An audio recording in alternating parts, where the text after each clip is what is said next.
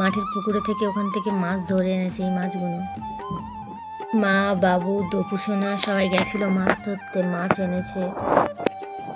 এতগুলো মাছ হবে ভাবতে পারিনি। আমিও সবজি কাটছিলাম, আমার রান্না বসাতে দেরি হয়ে গেছিলো, সেই জন্য ভাগ্নি উনুনটা জ্বেলে দিল। বলিনি, কিন্তু ও নিজে থেকে গিয়ে উনুনটা ধরাচ্ছে। সবজি কাটা হয়ে গেছিলো, ভাগ্নিকে তুলে দিয়ে আমি বসেছিলাম রান্না করতে।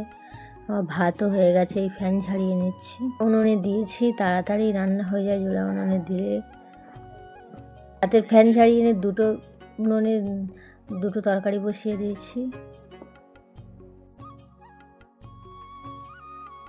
রান্না হয়ে গেছে, উনুন চাল ঝাড় দিয়ে নিয়েছি, কড়াকড়ি সব ভিজিয়ে দিয়েছি। উনুন চালটা লেপে নিচ্ছি। লেপে নেওয়ার পর তারপরে বাসনপত্রগুলো কড়াকড়িগুলো মেজে নেব। মেজে টেজে নিয়ে তারপরে চান করব, কারণ বেলা হয়ে গেছে, আজকে চান করা হয়নি এখনও। হয়ে গেলে সব কাজই দেরি হয়ে যায়, কিন্তু কি করব, ঘুম থেকে উঠতে আজ একটু বেলা হয়ে গেছে। বাসন মাজবো, তারপরে চান করব।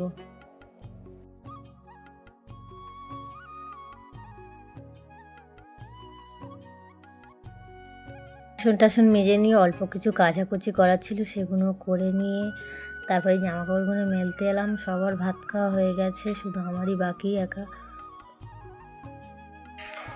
কারণ এখন প্রায় 1টা বেশি হয়ে গেছে।